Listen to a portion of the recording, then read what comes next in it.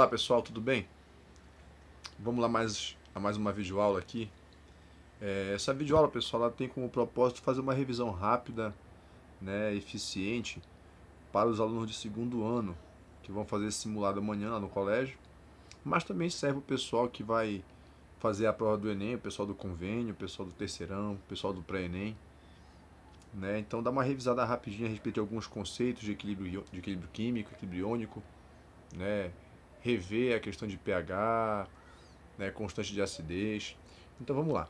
Então trata-se de uma revisão, né, voltada principalmente para o simulado dos alunos do segundo ano, mas também, como eu falei agora há pouco, pode ser aproveitada por todo mundo que vai fazer algum tipo de prova ou teste que envolva esse tipo de assunto aí, tá?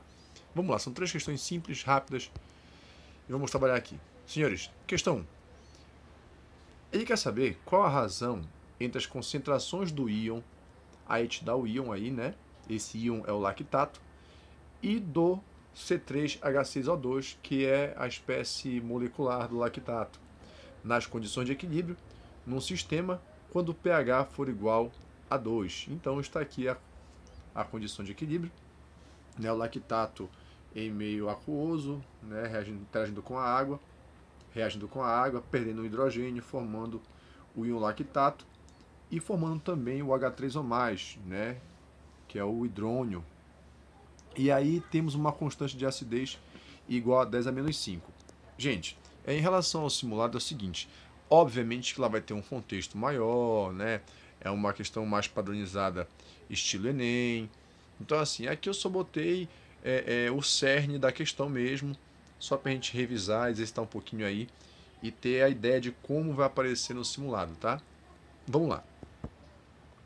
Bom, amigo, então resolução, eu tenho aqui a nossa equação e ele quer saber qual é a razão deste íon aqui, do íon lactato, e da espécie molecular aqui, tá bom? Bom, existe uma forma de nós obtermos essa razão aí. Essa razão, pessoal, ela é obtida a partir do momento que eu consigo fazer ou montar a constante de acidez desse processo. Como é que eu monto, Flávio, uma constante? Bom, uma constante sempre é uma razão entre produtos e reagentes, tá? Então, aqui no caso, a minha constante ela é uma constante de acidez. Então, vamos ver como é que fica. Constante de acidez vai ser a razão entre a concentração do íon lactato elevado ao coeficiente estequiométrico, que é unitário. Ele não aparece, mas ele está aqui, ó. Ele está bem aqui. Ele está aqui na frente, não aparece. Assim como na frente do íon hidrônio, né, do cátion hidrônio, existe também um íon, um mol, né, de espécie química. Então aqui eu vou sempre fazer a concentração do meu participante vezes a concentração do meu outro participante, que no caso é o cátion hidrônio, porque eles são produtos. Perceba que os produtos sempre ficam em cima. Embaixo ficam os reagentes. Mas tem que tomar cuidado, é o seguinte, que a minha equação aqui, né, e tem na parte do reagente a água. E a água, pessoal, ela não vai aparecer na expressão de nenhuma constante, ela aparece. Porque a água, no reagente, em sistemas aquosos, né, ela funciona como se fosse uma substância química pura. Então aí ela como se ela estivesse em excesso e a sua concentração seria constante. Então a gente já sabe que ela não vai aparecer aqui de jeito nenhum. Portanto, aqui embaixo continua, né, a expressão apenas com a concentração do lactato, desse camarada bem aqui, tá bom? Bom, sendo assim, vamos continuar. Então tá aqui, ó, apareceu a concentração. Um detalhe importante, gente, não te esquece que cada uma dessas concentrações está elevado a um valor numérico. E esse valor numérico, ele é justamente o valor do coeficiente estequiométrico dos participantes na reação, tá? Então, se você for observar, cada participante aqui, ele tem um coeficiente unitário. Por isso que todos eles estão elevados à primeira potência. Tudo bem? Então, ele quer que a gente faça um cálculo da concentração do íon e da espécie química molecular, no caso aí do lactato. Bom, só que tem um detalhe, ele me deu um pH do sistema igual a 2. Bom, se você for bem observador, bem aqui, olha só, já existe a nossa razão, o que ele quer. O que eu vou fazer agora com vocês? A gente só vai pegar esse H3 ou mais, que está multiplicando, e ele vem para cá, para esse lado, ó, dividindo. Tudo bem? Só que me falta esse valor de H3 ou mais. Como é que a gente vai fazer, Flávio? A gente faz assim, ó. Da feita que ele me deu o pH, lembre-se que o pH, pessoal, dado como 2, a partir do pH eu consigo achar a concentração de H+, ou de H3 ou mais, que é a mesma coisa, tá? Bom, lembrando que a concentração de H3 ou mais, ela pode ser calculada dessa forma, olha. 10 elevado a menos pH.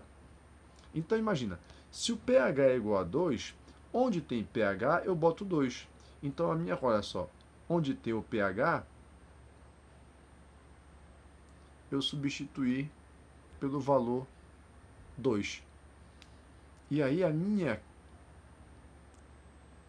concentração de H3 ou mais, ela fica assim, ó, 10 a menos 2. Tudo bem? E agora eu só faço substituir na minha formulazinha aqui na minha expressão, porque o K já me forneceu, né? O K está aqui em cima, 10 a menos 5. E aqui eu vou fazer as devidas substituições. Então 10 a menos 5 é constante, a concentração, né, do íon lactato, vezes a concentração de H3 ou mais, que nós achamos agora a parte do pH2, que vale 10 a menos 2, e aqui embaixo a concentração do lactato.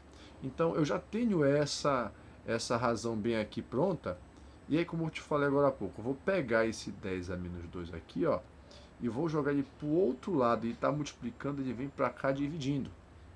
Tudo bem?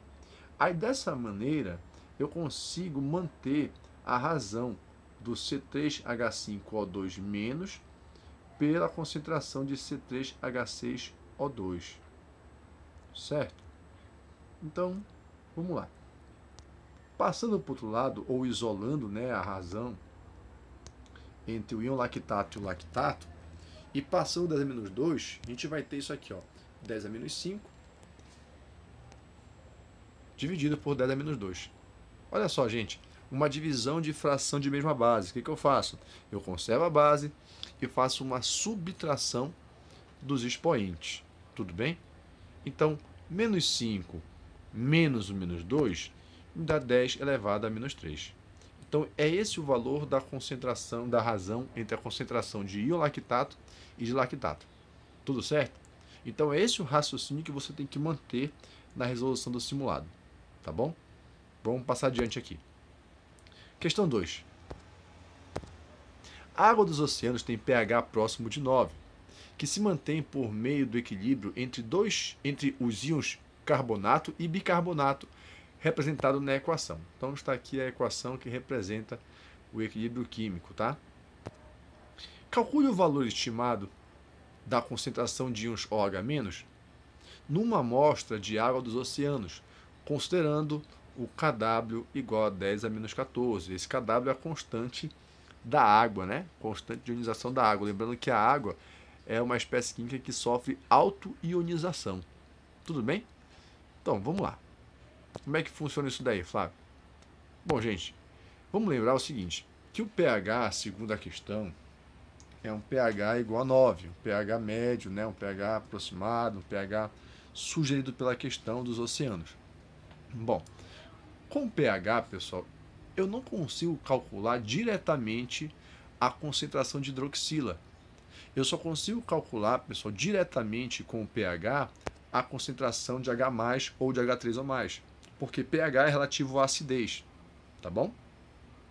Bom, se eu tenho um pH 9, adivinha quanto vale a concentração de H3 ou mais? 10 a menos 9.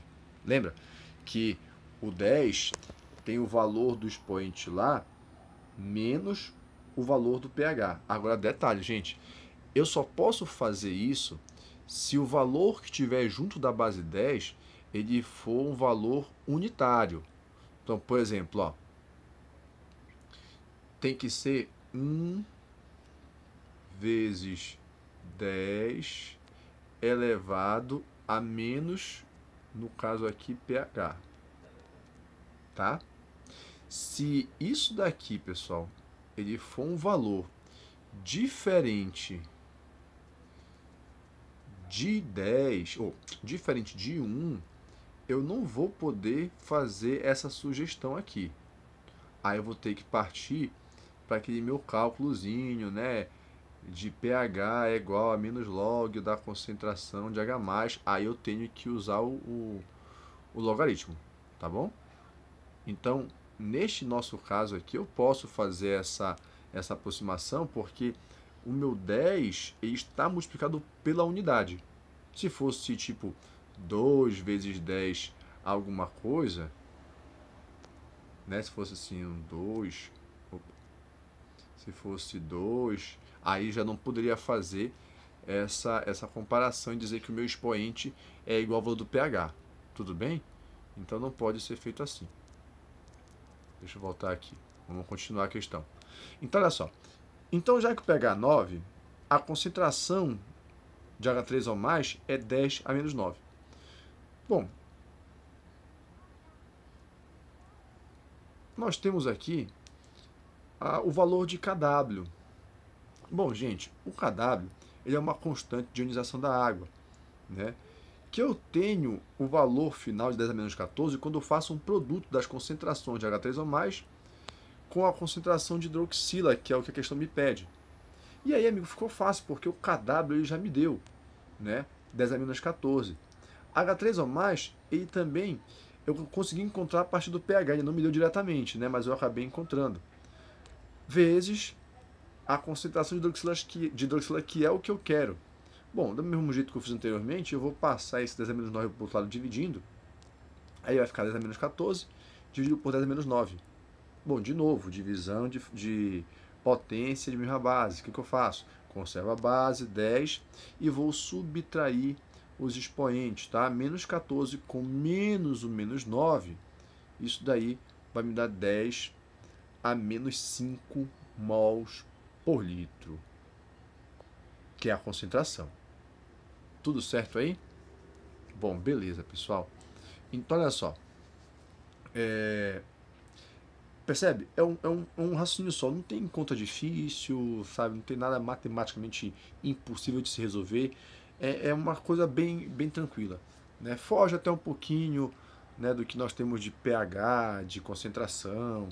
A gente acha que pH só é aquilo que envolve log, e não é assim. Bom, a terceira e última questão, pessoal, para a gente finalizar aqui essa revisão rápida, né, é o seguinte. Eu tenho uma equação aqui e ele fala assim, analisando a equação, conclui-se que... Então eu tenho algumas conclusões a respeito dessa equação aqui, que é uma equação que funciona no sistema, no nosso sangue, né, no sistema circulatório no sangue, onde eu tenho aí a presença do CO2, né, só para a gente fazer um pouco de contextualização aqui, o CO2, pessoal, ele é carregado pela hemoglobina através na formação da carboxihemoglobina, tá? Então, assim, isso daí representa para a gente uma estrutura de condução de gases, né, através do sangue.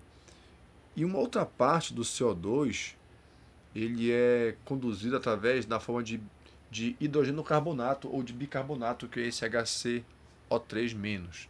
Então, a partir desse sistema aqui, vamos ver as conclusões. Essa questão, pessoal, ela retoma a condição de deslocamento de equilíbrio químico, tá? Vamos verificar aqui. Letra A. Conclui-se que, em relação ao equilíbrio químico, que o equilíbrio representado pela equação é influenciado diretamente pela concentração dos íons H+, em virtude de formar um sistema tampão, sofrendo uma grande variação de pH. Gente, um sistema tampão, ele não tem uma forte variação de pH, tá? É isso que anula essa minha questão aí. Então, a letra A, ela é falsa. Até porque, gente, venhamos e convenhamos, nós não comentamos ainda o efeito tampão, né, em sala de aula. Mas é uma alternativa que apareceu na questão, então basta você raciocinar um pouquinho e lembrar do nosso conteúdo de sala de aula. Então, se não está atrelado ao conteúdo de sala de aula, provavelmente é uma questão, uma alternativa falsa. Letra B. Conclui-se que o aumento da concentração de CO2 no sangue deslocaria o equilíbrio para a direita. Então, calma, vamos lá. Eu tenho uma vírgula, vírgula em língua portuguesa é uma pausa. Vamos entender. Aumento da concentração de CO2 no sangue deslocaria o equilíbrio para a direita. Vamos analisar a equação acima. Observe só que o CO2 ele está no lado esquerdo. Toda vez que você aumenta a concentração de um participante, o equilíbrio químico ele desloca no sentido oposto aonde eu fiz a alteração, né, a perturbação. Então, perceba que se eu perturbei o meu equilíbrio químico do lado esquerdo, onde está o CO2, automaticamente ele tem que deslocar depois para o lado direito. Tudo bem? Então, esse deslocamento para o lado direito vai fazer com que exista um consumo de CO2, aumentando gradativamente a concentração das espécies químicas na direita, e aí vai rolar o equilíbrio químico, né? Então, até aqui, olha só, a letra B, ela tem coerência. O aumento da concentração de CO2 no sangue deslocaria o equilíbrio para a direita. Verdade. Bom, seguindo. Aumentando a concentração de H+, e diminuindo o pH. Muito verdade, senhores.